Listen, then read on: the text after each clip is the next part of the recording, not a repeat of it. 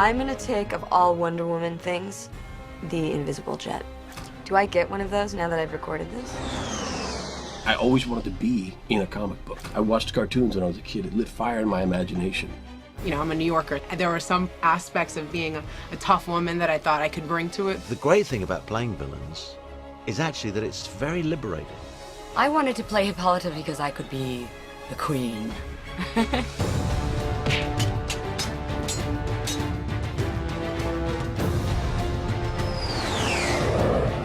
Wonder Woman had a very unusual history for the early comics characters. Well, Wonder Woman made her first appearance in All-Star Comics #8. That was her big debut, and she hasn't stopped appearing in DC Comics since. She was introduced in 1941 at a time when a woman's role was to be at home. But I think also if you reflect of the times, you're getting into the period of World War II where so many men were being shipped overseas to fight at war that women were taking on the roles of men. All of a sudden women were abandoning traditional roles, and you had, Rosie the Riveter, and you had women building aircraft carriers. It all of a sudden made sense to have a female superhero who could stand toe-to-toe with Superman and Batman. She rose to that level of prominence during that period of time, but more importantly, when women were supposed to return to their traditional roles following the conclusion of the war, Wonder Woman was still published and was still a prominent superhero. Wonder Woman was created by a man named William Moulton Marston back in the early 1940s. I think it's kind of interesting, the man who created the Lasso of Truth also actually created the real-life lie detector. At the time, the idea of a female superhero in comics was really kind of a novelty. Comic books were very much a boys' game. Every comic book publisher had like a line of romance comics that were thought of as girls' comics. Marston had the idea of, well, women can be heroes. Let's do a comic book with a female superhero. He had a very, very different, very complex view of how men and women should relate. He liked the idea of strong women. One of the interesting ramifications of how Wonder Woman came about is that because Marston was a much more established writer, he was drawing on a different generation of influences than most of the writers who were creating the early comic book characters. He was brought up in a more classical literary tradition. The mythology of the Greeks and Romans was probably a childhood passion of his. When I read the script, I was really excited to see that this was sort of very much the origin story. Wonder Woman's story is actually fairly unique. She was created out of desperate love by her mother. She was, literally a gift from the gods.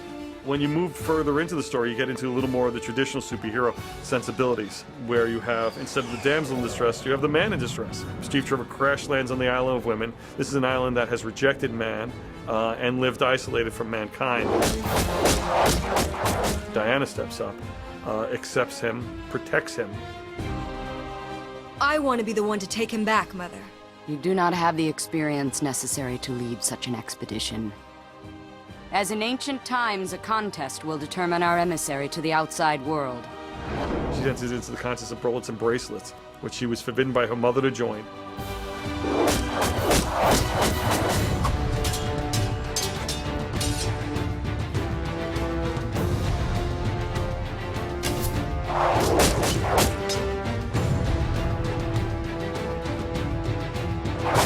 And she chooses to leave the island that she's the only place she's known her whole entire life, to be representative of the Amazons in the world of man.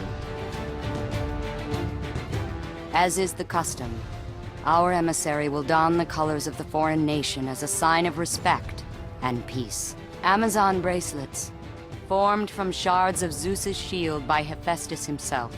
Finally, the Lasso of Truth, bequeathed to us by the goddess Hestia. It's a wonderful little tale that's crafted at the start. It's a great springboard for what the character becomes later on down the line.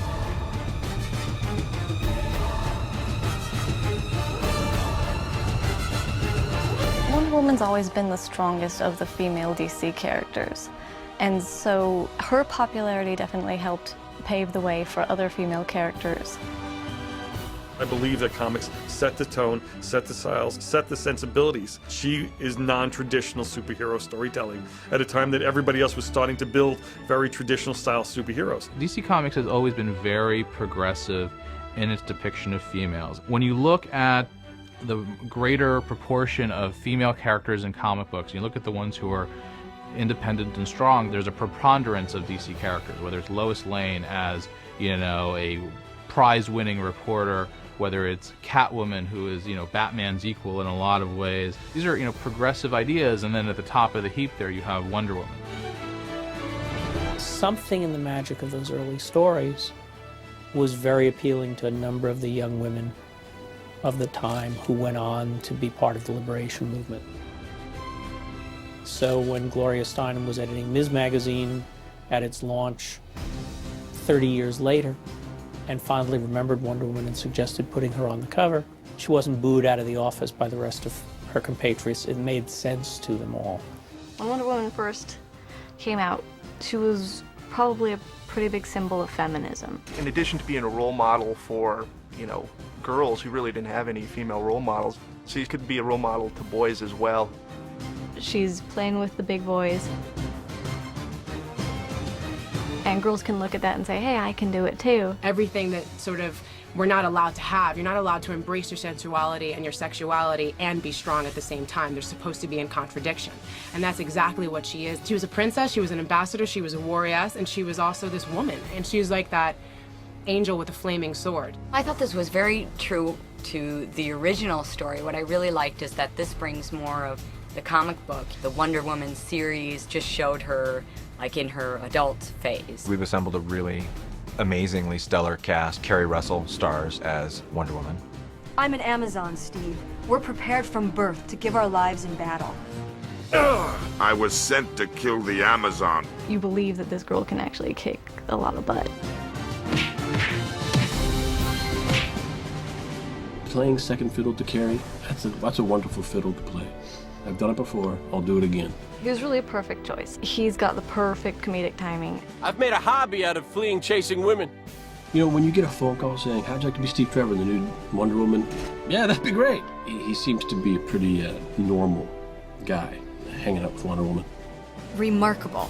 The advanced brainwashing that has been perpetuated upon their very femininity. How about we stay focused on that other social evil for now? God of War.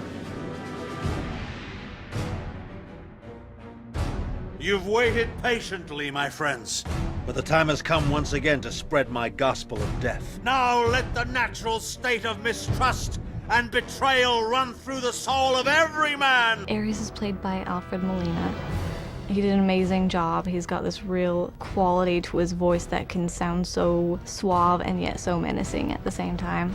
A centuries-long courtship finally culminated in a kiss. I'm very proud that I belong to a very honourable tradition of British actors who come to Hollywood to play the bad guys. And I think at some point in the history of American films and American screen work, I think there was the idea that the British accent somehow was, I don't know, was villainous.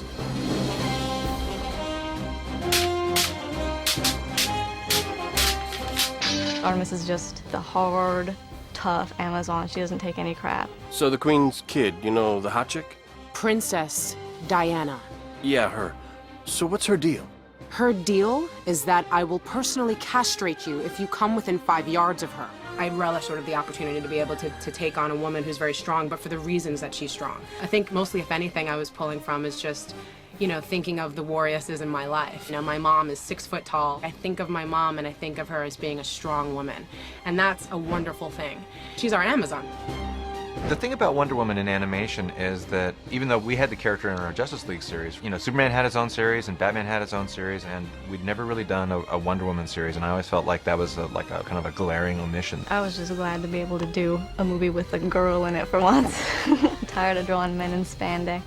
I'd argue that it's probably the best Wonder Woman origin story that's been done to date in any medium. I think fans will love this one. There's a lot of action. It's a new look for the character. She is constantly a trailblazer. Wonder Woman is just as relevant today as she was when she was created.